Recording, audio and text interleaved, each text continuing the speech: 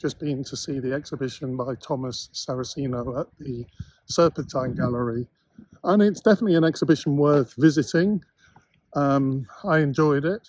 I do have a number of reservations about it. Firstly, we're asked to leave our phone at the desk when we go in.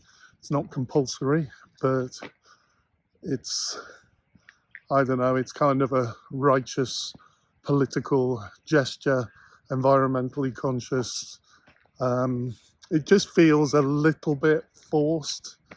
The first thing we read when we go into the first room is we're invited to leave our phones and slow down. And I don't know, it almost just seems a little bit patronizing. I'm totally on board with being environmentally conscious and slowing down.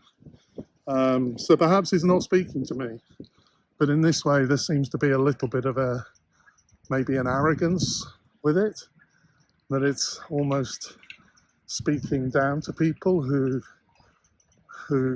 don't really know any better. The first room has a film in it, which is a film of people consulting spiders for the answers to questions, and this may sound a little ridiculous, but I think that actually I really like this idea, and I've been making my own film with pigeons about what we can learn from pigeons, the pigeon as guru. So I was excited to see this work about the spider. Divination is the word. But I was a little bit disappointed with it. I almost felt the way it was presented, it was slightly mocking, just the tone of it. It definitely wasn't being disrespectful to the diviners.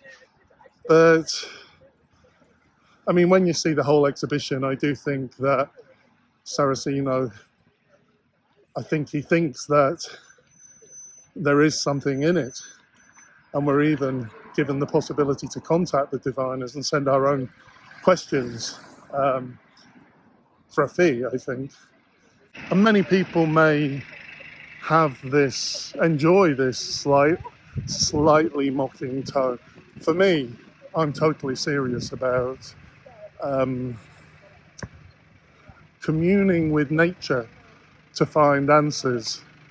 This is what I really am interested in exploring myself. But I think actually there's a danger in elevating people to make the interpretations for us. These diviners, they go and they consult the spiders with the questions that are given to them. And I think actually the way I view this is that I'm the only one who can divine the answers. The answers are actually everywhere. It's not just the spiders, it's not just pigeons. The trees behind me, I feel I could go and consult the trees, ask them questions, and I would get answers. But the answers, what I really believe, are not in the trees. They're kind of inside me. So anyway, that's all a lot of stuff to say that I respect the film in the first room, but I found it problematic, let's say. And then that became the lens through which I saw the rest of the exhibition. The second room is incredible. There's these beautiful spiders' webs, and the room is dark, and the spiders' webs are just illuminated, and they're the most incredible sculptures. But it's pure nature. They're beautiful, they're poetic, they're stunning to look at. But I do think that it's what you could see if you go out in nature. And I think just bringing nature into the gallery, kind of unadulterated, is not for me is problematic. It needs to have some kind of mediation I just felt this didn't work, and I just thought that the confession box, where instead of a priest there's a spider's web, I found this a little bit, perhaps this is disrespectful. So overall, I thought this was a really interesting exhibition.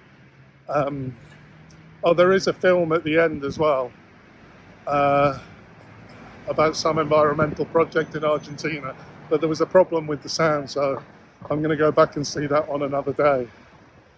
But I think this exhibition is definitely worth seeing.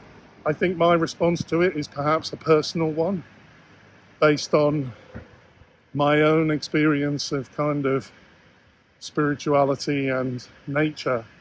I feel that we have differences, and I kind of felt that they were in the work, but definitely worth seeing, definitely worth a trip to the Serpentine to see it.